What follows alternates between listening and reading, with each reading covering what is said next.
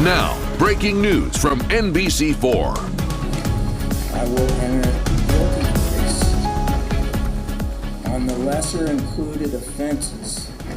Nothing, silence, cries, and just don't understand how, it's a misdemeanor.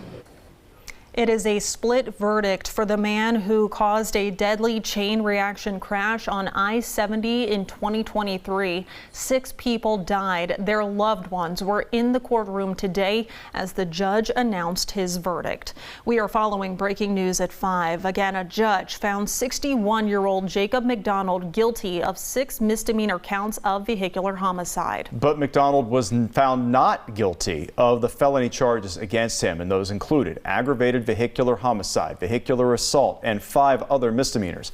Judge David Brandstuhl said he chose to find McDonald guilty of the lesser charges because he did not feel that the state proved McDonald acted recklessly beyond a reasonable doubt. And we are bringing you team coverage of today's verdict. NBC4's Eric Halperin spoke with family members of the victims after the decision. But we begin with NBC4's crime and safety reporter Anna Hoffman with what the atmosphere in the courtroom was like today. Anna?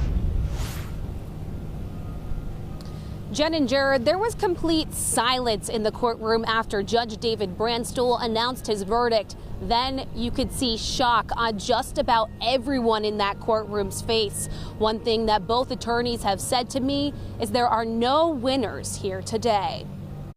At various points in our life, we're all just a few feet or a few seconds away from a disaster.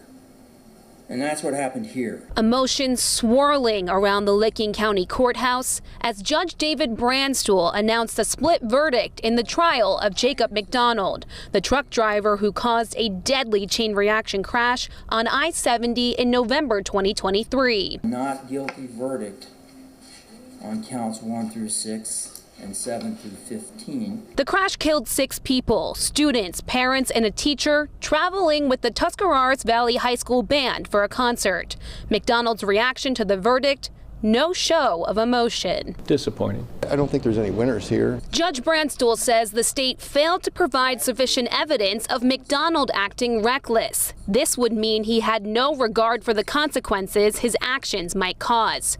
We spoke to prosecutor Clifford Murphy after the verdict. He disagrees. If you close your eyes for 7 seconds and you're carrying 50,000 pounds of weight down a road, moving 105 feet a second, and you don't see anything in front of you, so much so that when a picture is taken of you when you're not expecting it by a witness and you have your hands up in the air and you're completely oblivious to what happened, yeah, you're probably reckless. McDonald's defense attorney Chris Brigden tells me opting for a bench trial was strategic because he knows the judge would be fair. I think when you look at the facts, it was an absolute tragic accident. The judge read the definitions of recklessness and negligence into the record, and if you followed the proceedings, the negligence fit.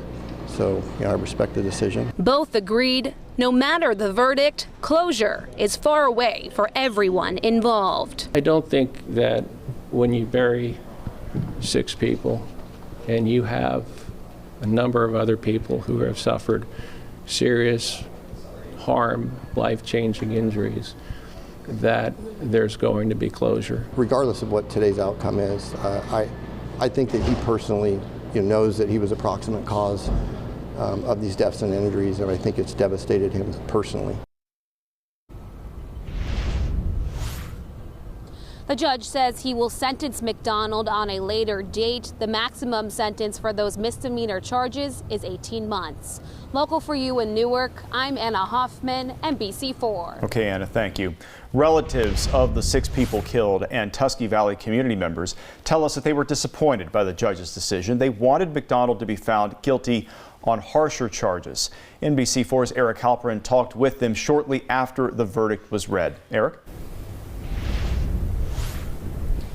Jared, loved ones of those who were killed in the crash were here for every day of this trial. Many were also in the courtroom as the verdict was announced today. They say closure is hard to find in a situation like this, and they say what happened today makes it even harder. A year and a half after a tragedy for the Tusky Valley community. Silence, cries, hurt, anger. More heartache for those affected by what happened on November 14th, 2023.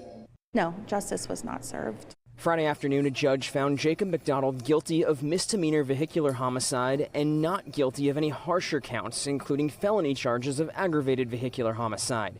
He was driving the truck, which crashed into an SUV and bus, killing 6 people. Relatives of those who died and community members upset in the courtroom and overflow room as they heard the judge's decision. Nothing. Silence, cries, and just don't understand how, it's a misdemeanor. The bus was full of students on the way to Columbus for a band performance. 3 students, 2 chaperones, and a teacher did not survive. Christy, Shannon, Mr. Kennett, Wyatt, JD, and Caitlin.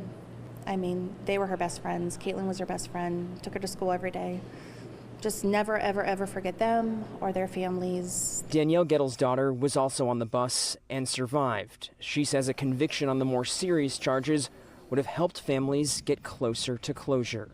Closure is not in the words right now, I don't think. But she says they'll continue to pray together, just as they did before court Friday, continue to be Tusky Valley strong, and never forget those who died in the crash.